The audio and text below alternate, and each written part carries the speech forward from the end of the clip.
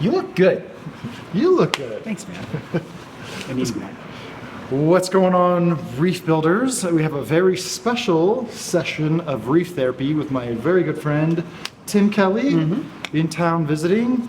And he's been up to some really interesting stuff in the Solomon Islands. You might have seen some corals pop up on Unique Corals. Despite the challenges of coronavirus and international shipping, they have persevered at getting some corals across. So, Tim, I know you've kind of been in the background for a lot of different companies over the last 10 to 12 years. Tell the viewers and the listeners a little bit about your history with the Solomon Islands. Okay, so I went to the Solomon Islands the first time in like 2007, I think, to consult for an export business that was operating then, and fell in love with the place. Just loved it. And then you went there In 2015? 2015, and I think you went there the first time and you were like, I need help. And we went back together.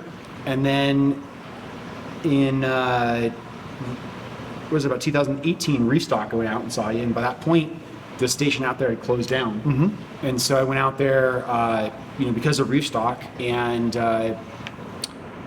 checked it out, like just saw a derelict business and thought, I can pick this up and pick up the pieces and make something out of this. So that's what I did. So before we dive into kind of your more recent experiences with Solomon Island and corals and setting up an export business, I really like to express and communicate my experiences when I see corals in the wild to people who haven't had the opportunity to see these corals in nature. What was it like for you the first time you went to the Solomon Islands? You must have had some preconceptions about where corals grow and how they look. What was it like when you first saw wild corals in situ? My jaw was on the bottom of the boat. First time, I was used to treating coral like it was a gemstone, like it was a precious metal, and you have to be so delicate with it and worry about it and nurture it and pet it and take care of it. And then going out there, and it's as far as the eye can see is coral and crystal clear water, and it's like going out into, I live in LA, I live in hilly grassland area, and it's like as far as the eye can see is coral. It blew my mind. It just absolutely blew my mind. So you were telling me about this one story of this one reef that we've both been to at Fisherman's Island, which is ringed with corals growing so shallow that you cannot help but step on them to get to where you're going. Correct. Tell them about that. Sure. So it was actually my first time touching wild coral. And when I was sent out there, I wanted to work with the divers directly. And so, a couple days, dial in, go out with the divers, and we bring the boat in to where we're going to stay for the night and set up camp and, just drop all of our equipment off. And as I bring the boat in, I'm seeing just fields of gorgeous monopora digitata or digitata-like branching monoporas. Thin branching montes, every color. And I'm like, oh, it's gorgeous, it's beautiful. And then my divers jump out of the water and crunch, crunch, crunch, and they're dragging the boat in. And I'm like, no, you gotta be careful. You can't do that. And they're like, Tim, we come here every day and you can't see where we've been because we're not hurting this. You break it and it grows, and that's just how that thicket of corals grow. So it's just it's called Fisherman's Island. It's not really helpful, but it's just kind of like a stopover, and it's got this really shallow zone that gets really hot. It's got to be 90 plus degrees in there. There's no clams, there's very few acros, but for some reason the montes, they are literally filling in this space three-dimensionally. And I'm pretty sure I still have a picture from the boat of a channel going into it, basically, where they've just by using it all the time, they just kind of dredge it. You think of those kind of projects usually for big shipping containers or big seaports. But even with your dinghy, the corals will get so shallow that you just have to have a little carved up area. Right. And so I think that's one of the things that people don't understand. In certain areas, the coral abundance and the density of corals is so high that you cannot, throw a rock without hitting a coral. Oh, for sure. You cannot throw anchor without hitting a coral. You cannot, swim around without hitting a coral. Yeah. So that was super cool. Yeah. What else did you get from your first stint in Solomon Islands? As far as coral growth, diversity, I as a hobbyist or as a professional in the aquarium, I think I was a professional in the aquarium business for, let's say, at least 6 years before I was out in the field and working on with coral. I couldn't have understood how much depth comes into play as far as three-dimensionality of coral reefs, right? We think of even the biosphere as just this plane. Well, I mean, when you're in a 4 foot deep tank is a deep tank, right? Because Sure. you can't put your arm to the bottom of it. But like 4 feet is not like 45 feet, you're getting into mid-range. 90 feet is a deep reef. And so you're operating on just a different scale of depth. Well, okay, let's talk about Solomon Islands geographically for a bit. Sure. So Solomon Islands is northeast of Australia. Yep. A little bit northwest of Fiji and Tuamotu. Vanuatu. Yep. Is it right on the equator? 8 degrees south of the equator. Yeah. It's equatorial. Equatorial, Yeah. for sure. Yeah. And it's one of the corners of the Coral Triangle. So if you're not familiar with the Coral Triangle, there's this loosely defined region that is bordered by Philippines in the north, Solomon Islands in the southeast, and Bali, Indonesia, so like the center of Indonesia in the southwest. Right. And within the Coral Triangle, you have the highest diversity of all coral reef species, especially corals. And that's where you have just, it's like where all the corals kind of like evolved and then radiated out from this particular place. Right. And Solomon Islands is really unique because it has a northern coast that's facing the Pacific Ocean. It has a southern coast, which is facing the Coral Sea in Australia and a little bit more southern area. And then the far western provinces are really in the heart of what would be called like the Indo-Pacific. So there's a huge range of corals to be found there. What are some of the standout corals that you encountered when you were there? We'll drill a little bit more into the habitats, but what are just some of the things that you just, you think Solomon Islands, you think this coral? I mean, Acropora diversity, bar none, is fantastic. Acropora diversity. The open, clear ocean, Clathratas and Hyacinthus and gorgeous tabling acros, and then we get into like lagoons. Hub of Acropora diversity that I've ever seen. The chalice corals are mind-bogglingly gorgeous and dense.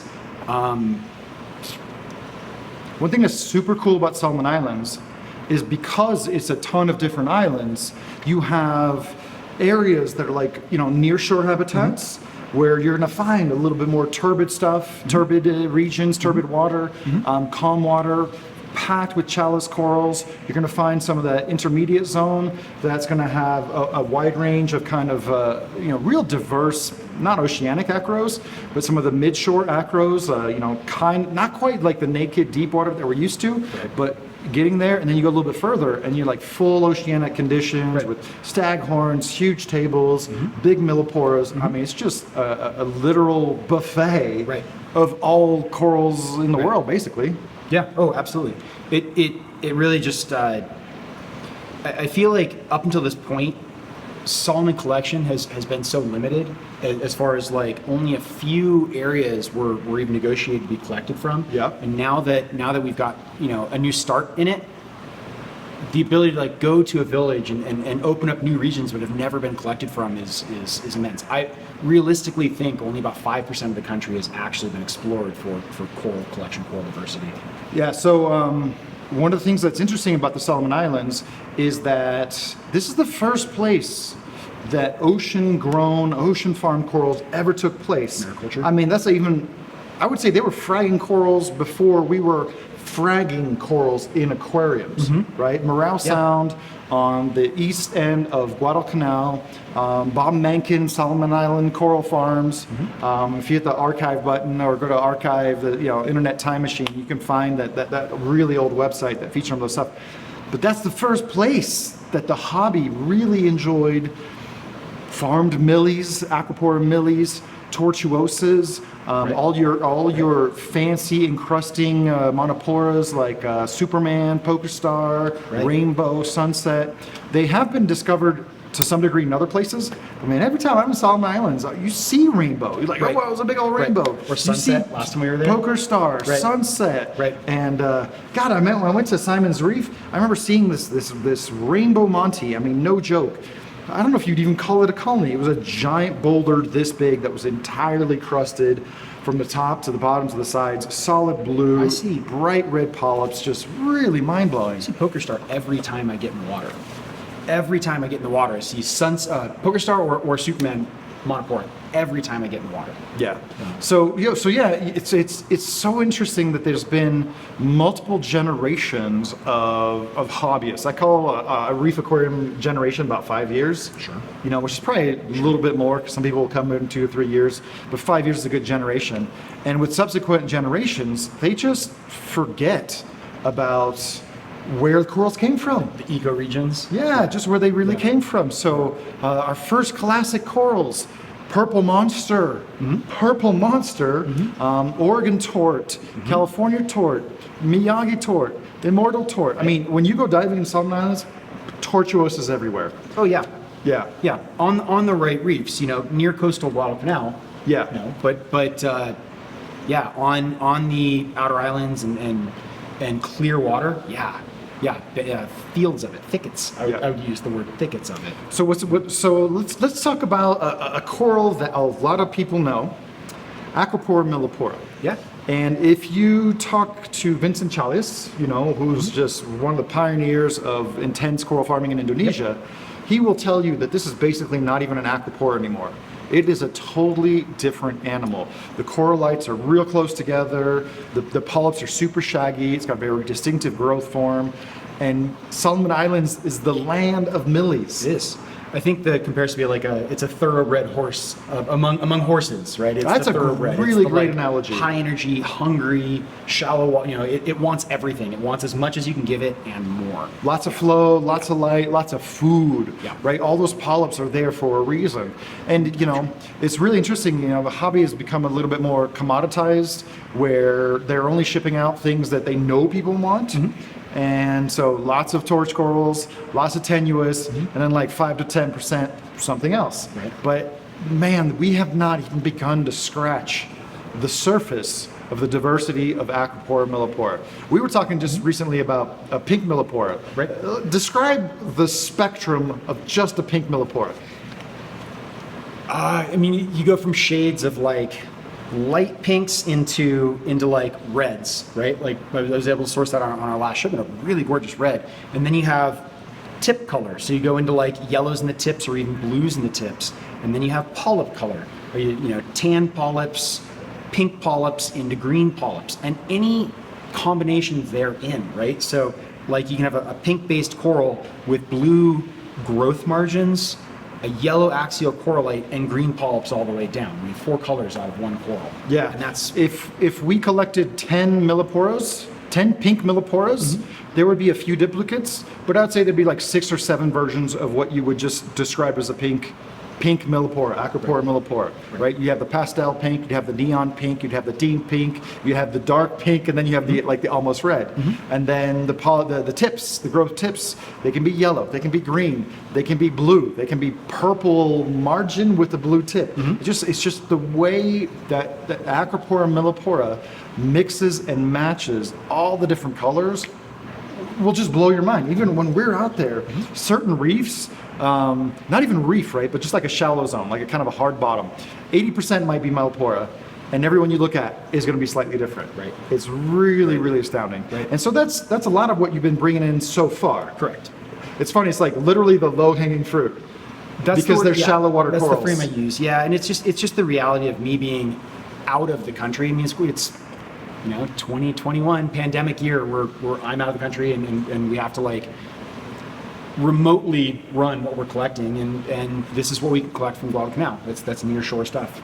Yeah. So I want to get back to talking about the coral diversity of the Solomon Islands, but just give us an overview of what it was like to travel to move to a developing nation and trying to start a business from scratch, right? It's hard enough to start a business in a first world country like America, countries in Europe or Asia, but a place with a lot less infrastructure is a whole different league of challenge. Oh yeah. Any of the like business, anyone in the business community in the Solomon Islands would say you have to have a really good sense of humor and an unbelievably healthy sense of patience, because if you don't, it's just not going to work, right? Like, no one teaches you how to start a business or where to start or how to get a bank account or how to navigate your visa or how to, do any, it's all done on your own. And it's one of the like, it's what makes the place the Wild West, sort of. It's a double-edged sword because it makes it fun, but it also makes it really hard. Yeah, the first time I was there was 2007, and I fell in love with the place. And I knew then that this is what I want to do. This is where I wanted to take my career.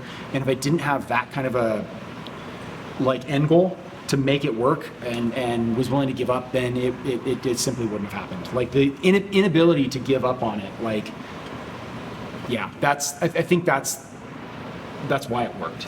So just to put it in perspective, the first time I went there was 2015, and there was practically speaking, there was no internet.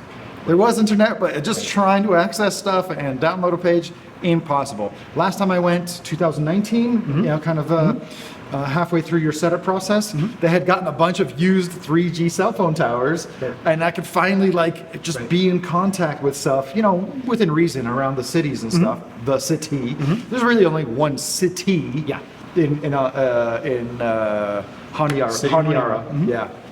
But yeah, once they had the 3G cell phone towers, all of a sudden I could really access, the modern world. But that was 2019. So when I went in 2015, it was really hard because you're in a place and you need to find things. You can't just go online and look it up. Right. You have to call somebody and hope somebody's on the other line. It's a landline and there's no answering machine. And then if there is, they're not going to call you back. So it's it's a monumental challenge. All right. So, most people will probably be familiar with, an American or European style facility. Let's talk about your facility. Sure. Right? And in America, whatever, you get a bunch of tanks, you get some equipment, you make your water, you mix your seawater, you plug it in, and you're off to the races. But that's not how you do it when you're doing a coral export business. Right. In a country with the challenges of the Solomon Islands. Electricity is 4 times as expensive as where I live in Los Angeles.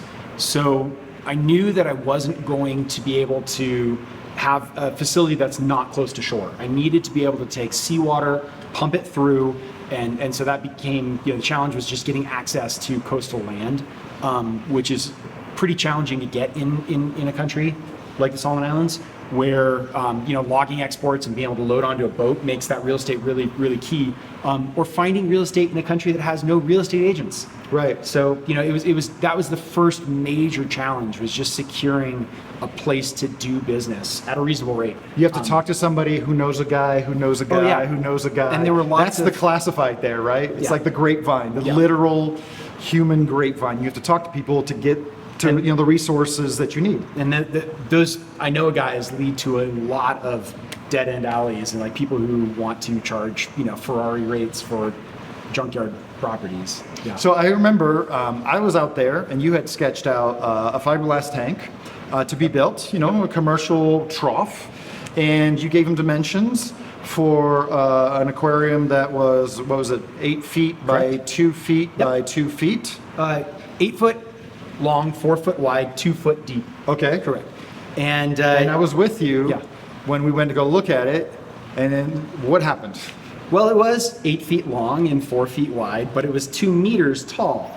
And this is just it's a byproduct of a country that uses the imperial system and the metric system imperfectly, but they use it interchangeably, and it leads to fun problems. We were absolutely gobsmacked that the builder decided halfway through to go from imperial to metric, but you were able to salvage the tank? Oh yeah. You just cut 2/3 of it off and you use the bottom half of it, bottom third of it. Yeah. So it's man, it's so fun and challenging and frustrating and heartbreaking at times because at times you're really DIYing and you're stimulated and you're doing cool stuff, and other times you're just coming up across a wall. But I think you're kind of blending the two between like commercial gear and aquarium gear. Hobbyist level gear. Yeah, because I brought you a couple of Neros. Yep. To use it for water flow, because it was Bluetooth controllable, just like local access. You didn't need internet; you could just come control it locally. Right.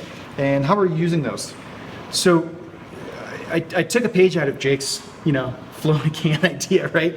Making a gyre out of the system. So by having a fin in the middle of the raceway of the table, 2 Neros was able to move 400 gallons worth of water for 60 watts of power. Yeah. Easily.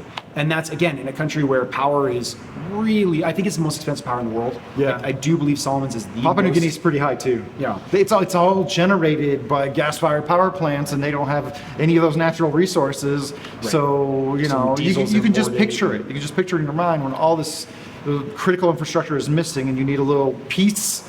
It's astronomical. I've always seen those constraints as opportunities to innovate. It makes I thrive in that. Like. Okay, we have to set up a facility, we have to have clean ocean water, but we don't have electricity. And for the first 2 years I built that facility, we didn't have the electricity in the first place. So we'd have to spark up a generator when we were going to run the tanks and make it work. But yeah, so we used the Nero pumps and they work fantastically. Yeah. And so what is your plan to, I guess, keep the water clean? And what's incredibly impressive is how much you've been able to achieve since being gone. Yeah. Right? Because before you left, you got a couple test shipments, and then since you've been back, it's been like a year and a half now. Since COVID really locked down. 18 months. Yeah. And so a lot of progress has been made in your absence. So how do they manage the tanks when they get corals now? Well, so I have to say this, I really lucked out with a group of incredibly talented guys out there. The guys know corals, they know the export process. So I'm completely fortunate in that aspect. But since I've been back, they were able to finalize getting electricity set up, and they know the process of getting seawater, filling up the tanks, going in, collecting coral. The operation, I think, I don't want to get in the weeds of the nitty gritty of setting up. Yeah. But the groundwork for the business was set up, and they've really delivered home runs since. They're literally, as we're talking right now, they're packing an order right now. So he showed me a picture right before we sat down to start recording, and but what's interesting is these tanks are not being run like aquariums, right? They're really short-term holding tanks, right. And right now it's just fill and flush. Correct. And 2 to 3 times a day, and for a couple days before shipping, and the corals are gone, then the tanks are empty. And they clean them. Yeah, we definitely need to get it to where we have open water. We have manifold and multiple. I think I have space for 10 raceways like I described, but we're just not there yet. We're a baby business, and you got to crawl before you can walk, and you got to walk before you can run. And so, we will get there. Absolutely. One thing that I love about this right now is this is the first time in modern reef aquarium history that reefers have been able to follow along with the journey. I've been writing about Solomon Island corals. I highly suggest you just do a basic search for Solomon Island on Reef Builders, and that is going to give you just hours and hours of content and information on all the. Does we go links in the description? No, not quite, not quite. But you can go to Reef Builders, search Solomon Island corals, or just Solomon Islands, and you're going to see just a small book's worth of describing these experiences of going to Central Province, going to Sandfly, going to Dala Village, collecting around Honiara, and the corals that we encountered there. So like we started this conversation with, Solomon Islands is part of the Coral Triangle, so every coral can be found there, right? Correct. Yeah. Tons of Millipora. I think we smothered that pretty well. Yep. But there's certain corals that when I think of Solomon Island corals, they pop to mind. Purple Monster, we had an interesting excursion to go find it was its own mini expedition to find that. Yeah. I love that story. Yeah. Astralogyra, if you're not familiar with Astralogyra, it's basically like a branching moon coral. Not crazy colors, but incredibly fun details. Very recently, you guys scored an amazing colony of Acropora multiacuta, which is not very well known because we've called it the unicorn acro, because it's one of those corals that's like super impossible to find. I've seen pictures in books. Vincent has seen pictures in books, and you guys finally found one. How beautiful was it? It was amazing. It was, you know, a tan-colored coral with pink growth margins. It was an absolutely gorgeous piece. About fist-sized colony we collected. Yeah. So if you're familiar with like deep water acros from Bali, this thing was smooth-skinned, a little bit blunt-tipped, very long, exaggerated coralites, but it grows in really shallow water. Right. It was snorkeling depth. Snorkeling depth. Yeah. Very, very crazy. So what are some of the other corals that you're bringing in? I know like the prime time is Acropora and Millipora. Right. Because there's so many of them and there's so much diversity, and I don't want to forget the plug. So where can people find these corals? Unique corals. Okay. So unique corals were, you know, we're any retail customer, anybody anywhere in the United States can get them through there. Yeah. Yeah. So go to uniquecorals.com. I think that's a place, the direct source for the unique coral Solomon Island colonies, and they're not just selling frags; they're also selling colonies, which is super, super nice. There's been some, you know, a couple of vendors have picked up some really gorgeous pieces. Like Kelley Kid got the 5K millie 3 weeks back, and that was an absolute. Everyone in the facility, I think their jaw hit the floor when that piece came in. I mean, it was stunning coral, and that was, you know, again, my guys in the Solomons were able to collect that. All right, so we've kind of covered in some other, the Acropora and Milliporas. This, you know, everybody's really paying attention to the tenuous, but I think Solomon Islands is going to put Millipora on the map in a way that we have not seen in like 20 years. They come from a lot of places, but what else are some of the exciting corals that you guys are starting to bring in? What did you used to collect back in the day? Back in the day, we were targeting more like Symphilias. We were collecting, you know, just like bright green Hydnophoras. We're collecting, you know, monopora species. Kind of like every monopora you can think of collects something like 430 species of coral come out of the Solomon Islands. So you name it, it occurs there. One thing that I always remember is cinerinas. Colorful cinerinas. Like you're probably familiar with the browns. Right. You're probably familiar with the pinks, but I remember seeing some yellows. I remember seeing some oranges that were just pink with a metallic green center. I mean, every kind of, anywhere that you have a diversity or an abundance in one particular coral species, you're going to have more diversity of that coral species, right? That's why we keep hammering home the Acropora milliporas, right? But the cinerinas, all over the place. You know, bright pink cinerinas, or I'm sorry, Symphilias with like yellow splatters on them and green in the mouth region, like in the oral disc. They're just gorgeous Symphilia. Gonoporas, every color of Gonopora I can think of. I mean, the flower pots are really hot right now, and people are finding like 20 colors in one species. Not one's coral, but like one species. You can tell it's coming from the same place, and there's like a bluish one, a greenish one, a pinkish one, a reddish one, and then all kinds of undertones. And I know you're working up to there. And like lots of acanthophilias, crazy rainbow specimens. Yeah, no, I mean, I can't feel a lot of like echinata near shore, again, on Guadalcanal, the near shore echinatas, and just like gorgeous purples and oranges and, you know, splatter colors that are stunning. And you know, so Scolemia vitiensis, whatever you call it, and Australamusa is a coral that's a little bit more Pacific than it is Indo-Pacific, unless you get all the way up to Borneo. We collected some crazy pieces back in the day, what I call the magic musas. Oh man, that thing looked fake, man. It looks like a brown Australamusa that somebody photoshopped. That's a coral that when someone asks me like, oh, you know, you collect high-end coral in Solomons, and I pull up that photo, and any non-coral people, anybody who's, you know, is just like, that's a thing, that's a living thing. I remember when we got it, when we collected it, we're like, oh, what? Yeah. Oh, what? Yeah. How is this even real? Yeah. And you know, we definitely have the benefit today of enjoying these corals under our ridiculously flattering LED lighting. True. Right? Back in the day, 20 years ago, we're talking back in the day, we're not talking about 5 years, we're talking about 20 years ago. It's white metal halides, maybe VHO, like maybe. bluish metal halides, a little bit of VHO. Yeah. But now with the benefit of LED lighting, we're just seeing a whole new dimension to all the corals that are available from there. And let's talk about the chalice coral reef that we both discovered. Yeah. All right, so Chalice Coral Reef, I remember when I was first sent there, the locals were like, you gotta watch out for crocodiles there. Like, we don't like to dive there because crocodiles. And that proved to not be. Very turbid water. Yeah. It's the spot that we went to. Yeah. It's two islands that are together, like so close. It feels like a saltwater river. They're like mated up islands, and topographically it looks like a river.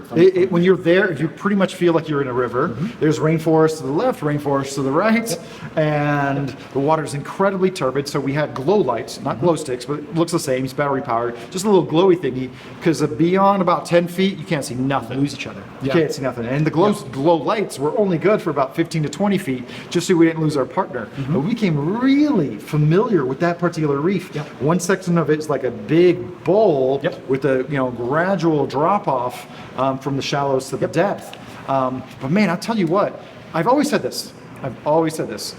Bad diving makes for incredible corals. Just like all the weird stuff that you may have seen in books, but you've never seen in person. And I have a bunch of corals here that were collected there. The Polyphyllia came from there, the branching Echinopora came from there, but that place was just dominated with chalice-shaped corals, right? So chalice corals, you typically think Acropora, Echinophilia, and Mycedium. To a lesser degree, Echinopora. But everything there was chalice-shaped. I guess because so turbid, they need to catch the light, and then you have this food raining down, and they want to catch it. Yeah. And so, all different species of Leptoceras, cupping. All different species of Acropora, cupping and streaking. Swirling. Yeah, super cool place. That reef would be unphotogenic and very interesting if you were to equate it to people. It's not a storybook reef at all, but the corals there are remarkable. Yeah, that was an incredible spot, and it started off an Acropora, and then as we got deeper, it became chalice dominant, and but it wasn't an Acropora dominant. 3 to 5 feet on this reef is equivalent to being about 60 feet deep on a clean oceanic reef. And you had the freshwater lens on the top. And when, as the tide is coming in, if you're snorkeling at the top, you could totally see this lens across your mask of fresh water. It was super crazy. But we found some of the craziest chalice corals there that I know are still in the trade. I mean, we're talking about not normal chalice corals either. No, multicolored reds, like red and gold growth margin, red eyes or orange eyes on a red-based coral, green splatters on it. The alien eye was common. Yeah, that was a common. That was the baseline, right? A brown chalice coral with green mouths. And green growth edges. That's kind of like your baseline nice coral. Right. Then you had your reds with yellow mouths and a yellow rim. Then there was rainbows, everything in between. And I still remember, man, 23 feet. 23 feet. Spot. Yeah. We could find them a little shallower, we could find them a little deeper, but if you just stuck to 23 feet, you'd find them clustered. It was like seeing the deep water reef just totally compressed. Oh yeah. It was really, really interesting. It's never going to be a photograph storied coral, but that leather coral with the stony base to it, I haven't seen that. Well, we did see that actually on the same island chain, but I haven't seen that on Guadalcanal, and that was... I've seen a lot more. So what he's talking about is a coral that I call the Joshua Tree soft coral. And so this is actually well documented by scientists. I believe it's a Sinularia polydactyla. Sounds right. And if you go back 15 years, almost 20 years, there was the pulsing soft coral, because if you look real closely, you can see the polyps just kind of twitch. It's nothing like a xenia, but they just kind of twitch. But then if you look closely, in certain habitats, but particularly this one, these soft corals were growing on giant pillars. Masked spicules. The pillars is their base. It's called spiculite. It's a type of mineral. So soft corals have sclerites, sponges have spicules. I believe that's right. Got it. But there's a specific name for the type of biomineralization that occurs under this coral. It's just like a Joshua tree, right? Imagine like a weird kind of dead, not living, not fully living base or branch, and on top you have a happy little healthy coral. It's like straight out of Dr. Seuss. These were 6-inch diameter trunks with a huge, colony, but like multiple main branches of this weeping kind of leather coral. They were really cool. They were interesting, is what I would describe it. Very cool. Yeah, the coral itself is not something to write home about, but when you see the entire assemblage, you see this, this nice, average large sinularia on top of this weird cactus, growth form, and it might have like more living tips at the top, but then you have all kinds of creatures and animals living, and other corals living on this stony coral trunk. I'm really glad you brought that up. Right. Yeah. So other than that reef, giant heads of galaxial. The thing you have to draw from that is that entire reef had a 3-inch thick mulm layer over everything, and all the corals had to grow through that. So all the cinerinas had a really fine, vase-like base that they grew up into, and there was these, pink cinerinas with metallic green centers, and the metallic's a bad word, but the glowing green cinerinas were common on that reef. Like a bright green cinerina was common. We were looking at pinks and any reef slope that I'm diving, I'm always so curious. I need to find the end of the rainbow, right? I need to see what's down at the bottom. And over there, it was getting a little scary because at 55 feet, it was quite dark. Yeah. And it ended abruptly. And the last coral of the reef, basically at the bottom of the reef, almost always cinerina.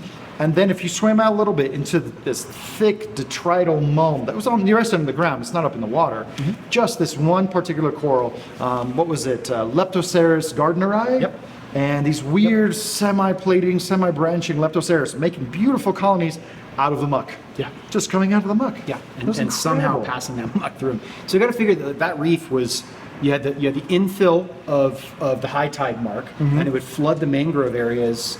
And then with the low tide, it would just pull muck down every 6 hours.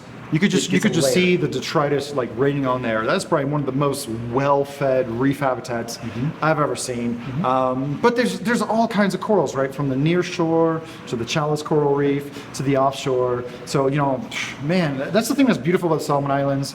Is near shore is kind of typical reef, but between islands you can find these really rainforesty reef. Yeah. And then just a short drive away, you have these open oceanic reefs where you see what I call classic, or what I call Pacific tenuous. The first tenuous that we ever got in the trade, neon yellow with bright blue axial coralites. Right, and the polyps were crazy colors. Before the crazy rainbow stuff. But I'm sure they're out there. Yeah.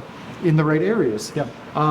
Those are the reefs that I think of where on the crest you've got, pink and blue and fluorescent green tables, hyacinthus and clathrata tables on the surface. And that defines the clear water, open ocean, not quite emergent reef. Yeah. I would see in that environment. Yeah. And so every ecoregion you go to, you're going to find some corals that are locally abundant. So besides the purple monster that we rediscovered, right? There's lots of other monster type acros. What did we decide that was Cophodactyla? Longicyathus. Longicyathus. I'm always kind of going back and forth. Acropora longicyathus, a classic purple monster, is very much Christmas tree shaped. Like if you have just a single branch pointing up, it's very much like a robust bottle brush, very much triangular shaped. But all around it, there was brown purple monsters with white polyps, green purple monsters with blue polyps, blue monsters with green polyps. The current theory is that the blue ogre that we're selling out of UC, the blue ogre, trade name coral, is a longicyathus of that bottle brush form. Yeah. Of that what do you call that? Regional type or ecotype for that area. Anyone who's really collected corals in the area, you'll find one species, and then you'll find a lot of that variability. Right. All right, so I think we have a little bit more time left to talk about wild collection, localized impact, and then the eventual goal of doing a lot more coral farming. So let's talk about wild collection. Sure. I know there's a lot of well-meaning people who don't understand that this is the only sustainable resource. Right. right? A lot of these communities, they don't have a factory, they don't have a forest, they don't have jobs, they don't have tourism. They have to use subsistence harvesting of whatever they have in their local area. Right. You know, so they might, obviously they're going to fish for food. They're going to farm a little bit of pineapple and some other local delicacies. They might farm a little, harvest a little dolphin or sea turtle once in a while. Unfortunately, that is a thing. Yeah.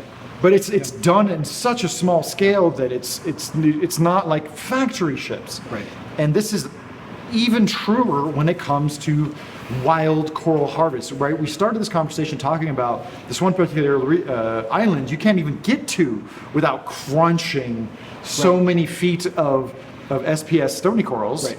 And I mean, the best way I can put it to you is like, these are people that live in a village and they live on what they can grow, what they can farm, and what they can sell at their local market. It doesn't generate much cash. It's mostly for trade and barter. It gets them, I have extra potato or taro or yam, and then they'll get some fish that a fisherman grew. But they have to put their kids through school, and this country doesn't provide free education for children. So they're making those horrible choices of like, do I put all of my kids through school or just a couple of my kids? Put the bright ones in school, put the other ones in the field. And so when we can go to a village and provide them a renewable resource that I will give them hard currency for, all of a sudden it's like, oh, we can put our kids through school.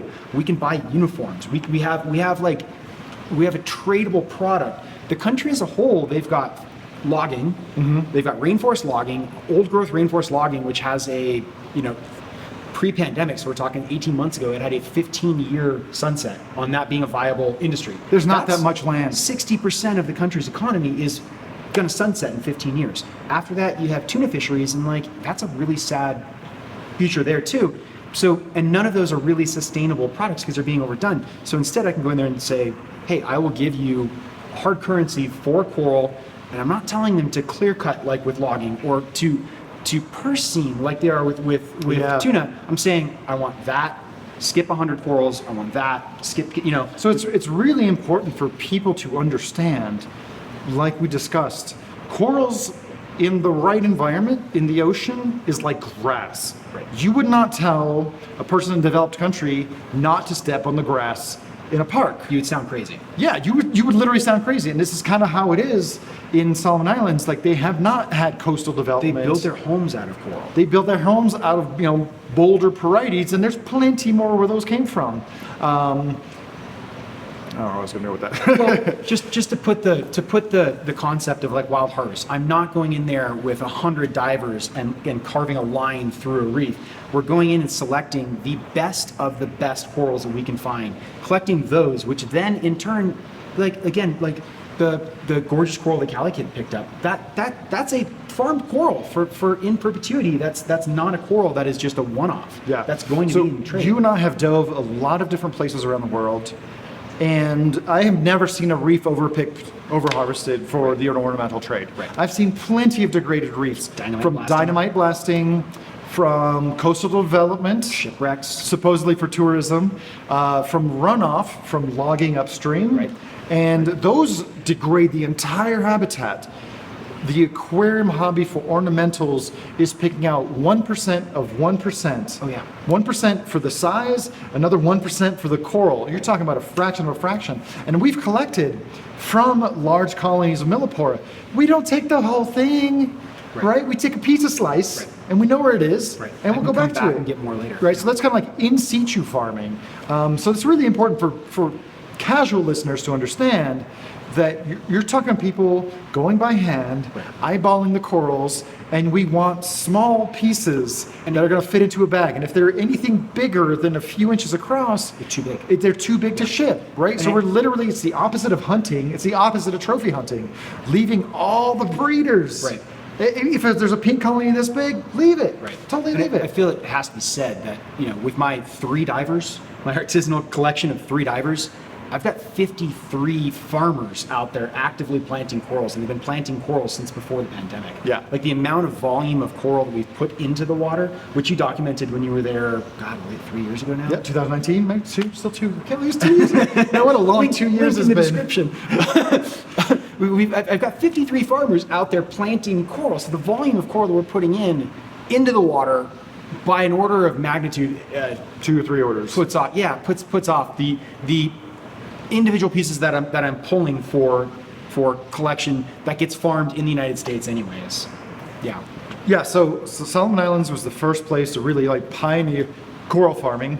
And so what's interesting is you're not going into an area and explaining to people, hey, do you want to become a coral farmer? Right. They've known about this for 20 years. Longer than I've been in the industry. Right. You come to them and say, would you like to farm corals? They're like, yes, help me get started. Right. They don't even need a primer. Give me the rebar, give me the concrete, and give me the fishing line. Fishing line, rebar, cement, Yeah. pick out a few of the colonies, Yep. and they know what to do. Yeah.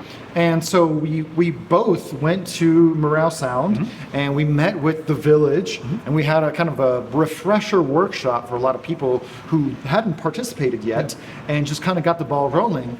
And then in the future, we're going to grab some of the most prolific of those coral farmers and we'll take them, bring them with us to go to other villages and train more and then and on and on. So it's going to be like a snowball effect. And the biggest, their biggest barrier to entry on kickstarting that again was just to make sure that I would continue to buy their coral. Yeah. That it wasn't a wasted effort on their part. Yeah. I mean, they know what they're doing. They're really, really ingenious, like inventive and just hardworking people. The artisanal coral farming method of the Solomon Islands, I feel, is like the least resource intensive and the most effective method of coral farming. It's incredibly just astounding how they figured out how to farm corals, but also like you've heard of Tensioning the fishing line to Yep. hold it all in place. There's no epoxy, there's no glue, there's no curing chemicals put into the water. Yep. It's monofilament line. just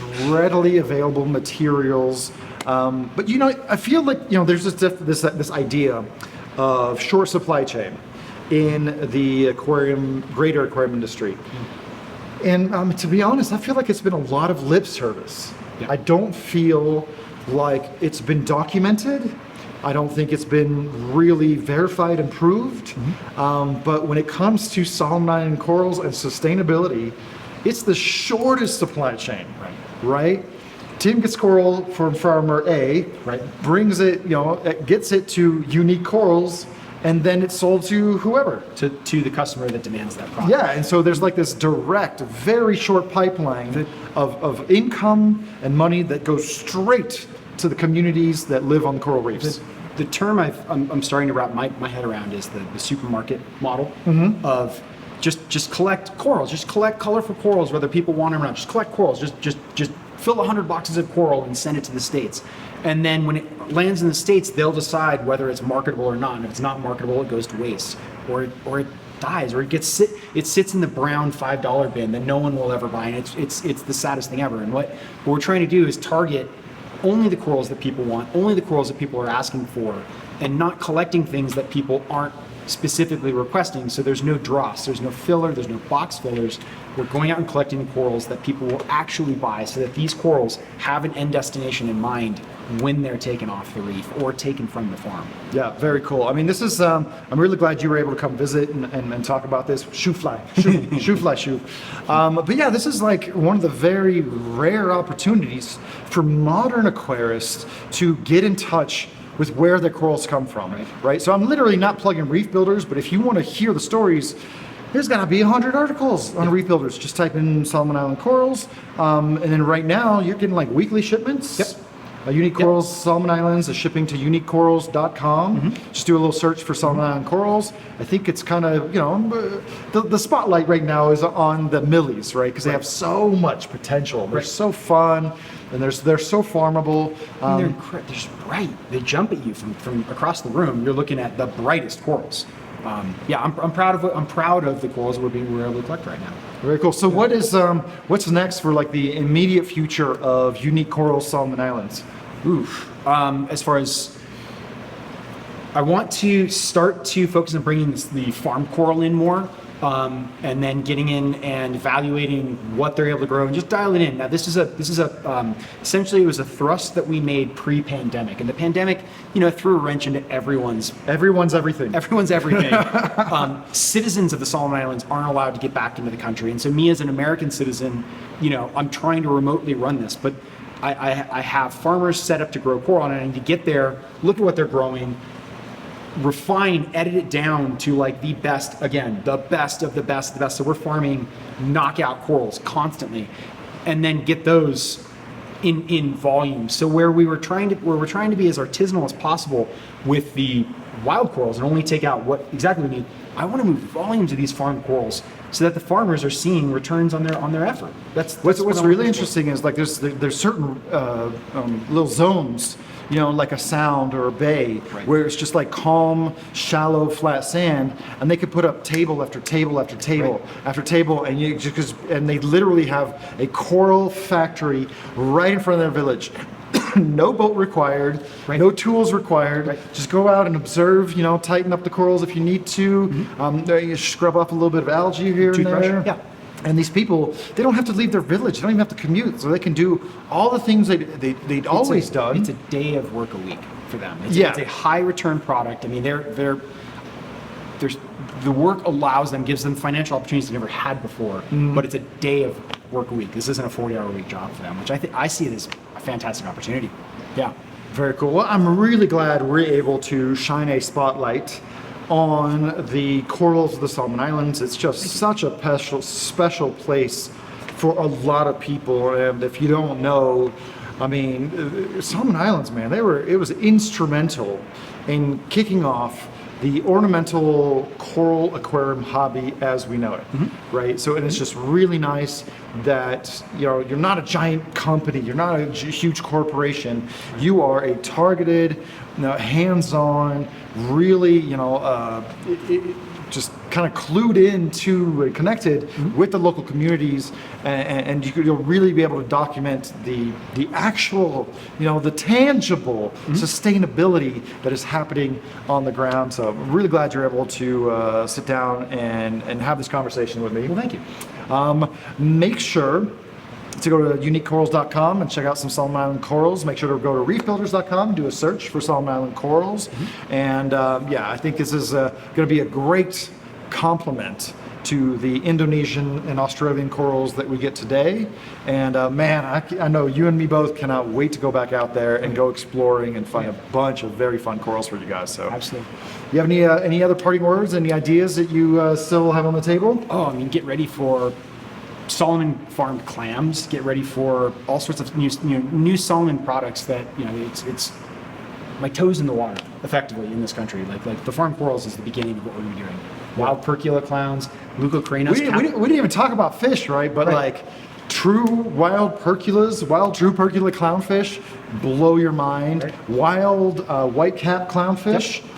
This is one of those places that they occur in pretty decent numbers. Still very rare, but you can find them there.